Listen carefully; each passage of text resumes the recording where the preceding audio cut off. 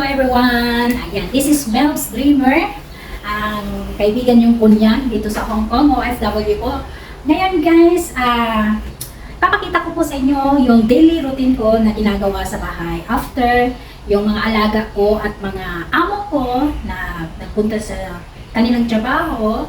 So, ang ginagawa ko araw-araw, ipapakita ko sa inyo. So, guys, please watch and enjoy watching! So, dito ako, after ko maghatid sa mga bata doon sa school bus nila, alam natin na super kalat po ang kanilang kwarto. So, ang ginagawa ko, after ko ihahatid sila, babalik ako dito sa bahay. So, itatidy up ko muna yung mga kalat at saka yung bed niya. Ayan, na-tidy up ko na. Hindi ko lang pinakita sa inyo kasi kanina habang nandito pa kasi yung mga amo ko na yung mag-asawa after masend yung mga bata sa school bus. So, nandito pa yung dalawa. Hindi pa yan sila aalis. Yung lalaki, 8:30 po sila ng umaga aalis.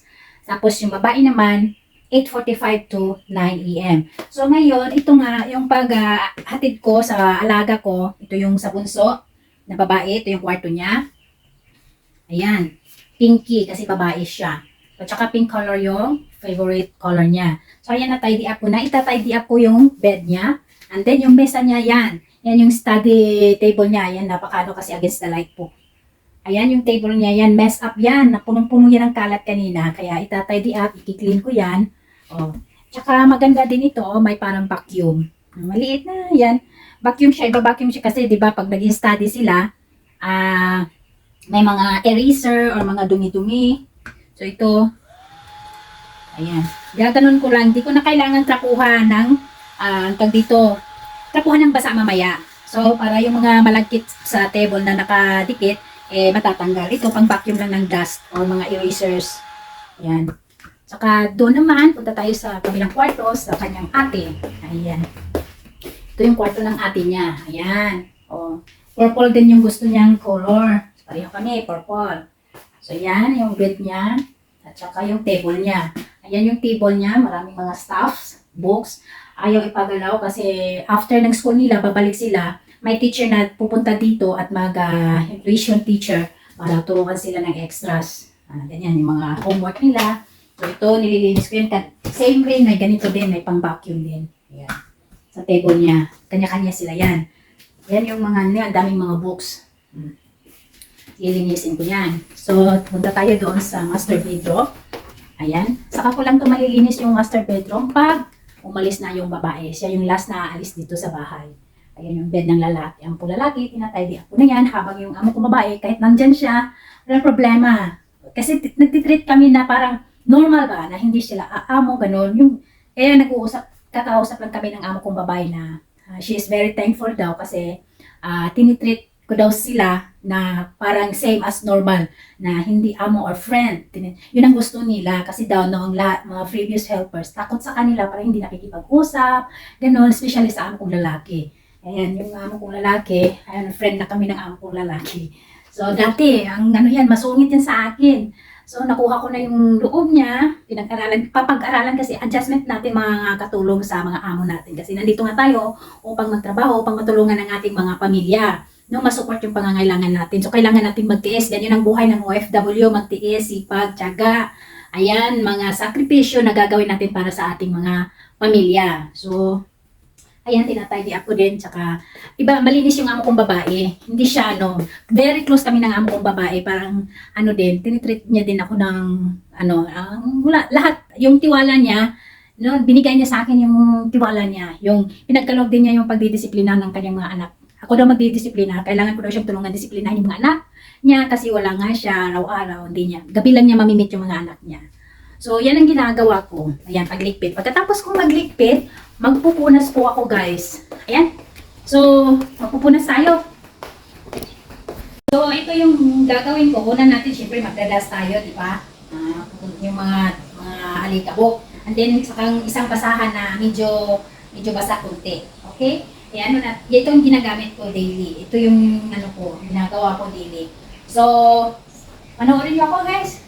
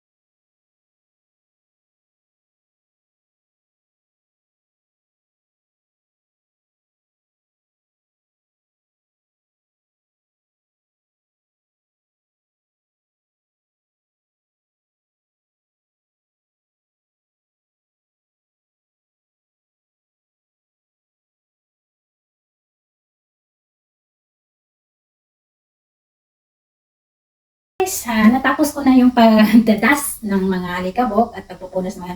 So, ito ngayong dalawang iPad na to, yung tablet, pinapabaya sa akin ng aking amo kasi binibigay niya sa akin to kasi pagdating ng mga bata, sa akin nila hihingiin kasi nasa akin yung password. So, pinabaya sa akin ng amo ko ito, saka yung password. Kasi ako po magta-time limit sa kanila kung anong ilang oras o minuto lang ang spend time nila sa tablet. So, ganyan sila dito. So, sana ganyan din sana sa atin sa Pinas, ano? Yung paglimitan natin yung mga anak natin. So, yung nandiyan ako sa Pinas, nako, hindi ko talaga maayawan yung mga anak ko. So, depende na lang kasi at least, nagsisikap naman yung mga anak natin sa pag-aaral. So, dito, talagang magbababad sila sa gadgets. Pag hindi mo lalagyan ng timer yung tablet nila, magdamag yan. Pababayaan na lang yung study nila. Sa atin, nakokontrol natin yung mga anak natin. Minsan, okay? Minsan, may mga anak din na hindi mo talaga makontrol. So, ngayon, after ng ating dusting is, magbabacuum po ako kasi tapos na magdadust. So, magbabacuum po ako. After ng vacuum ko is magmamap ako ng floor. After magmamap ako ng floor, lilinis ako ng banyo. So, sasabihin ko na lang, baka kasi mahaba yung oras ng ating video, kaya yun po ang daily routine ko dito, guys. Una is maghahatid ng mga bata. Una is maghahanda ng mga pagkain, almusal para sa mga alaga ko. Pangalawa, gigisingin sila. Pangatlo, ihahatid ko sila sa bus, sakayan ng school bus. Pang-apat, pabalik dito at maglilipit ng mga kalat. Pang-lima, ayan, pag umalis na lahat sila, yan naman, ito na yung ginagawa ko, magdadust na ako. After ako magdadust, magbabacuum. After magbabacuum, magmamop the floor ako. After mop the floor, maglinis ako ng mga banyo. After maglinis ako ng mga banyo, extra works po ang gagawin ko. Pero habang nandito ako, naglalakad, naglilinis po, nakasalang na po yung mga labahan ko sa washing machine. So habang nandito ako, yung labahan is nakaikot na yun. Yan yung mga grabe yung task ng OFW, guys. So, mahirap man, at least tayo nakatulong sa ating mga kamag-anak at pamilya. Okay?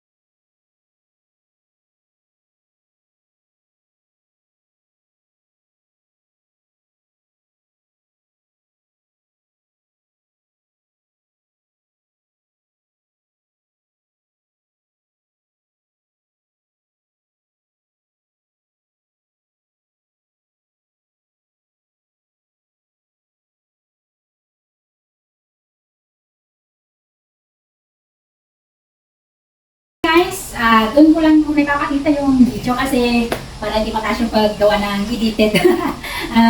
Mahaba yung oras. So, thank you very much for following my YouTube channel and supporting. Hello everyone, kami galap shout out to all teams na lagi nakasuporta sa Dream Beauties, Team Dream Beauties, and especially to my channel, Mel's Dreamer. Thank you very much, guys. See you in my next video. Bye-bye. God bless. Shane, anong ulam natin? Ate, tingnan mo dun sa rep. Wala namang tayong rep ah. Ate, wala rin tayong ulam. Ingatan mo ako. Hindi ako maarte. Kinakain ko lahat.